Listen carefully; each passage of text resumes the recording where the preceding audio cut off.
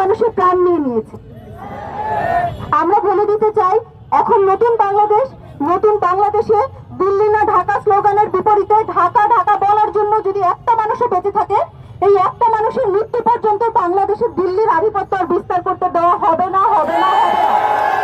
আমরা বলে দিতে চাই, আপনারা যদি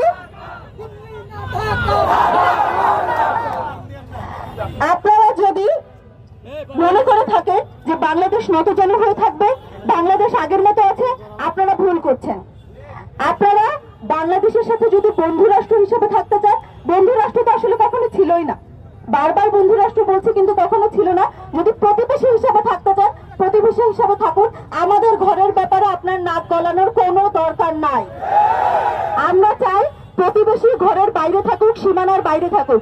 যদি সীমানা দিয়ে পা গলানোর চেষ্টা করেন, মনে রাখবেন বাংলাদেশের প্রত্যেকটা মানুষ জেগে আছে।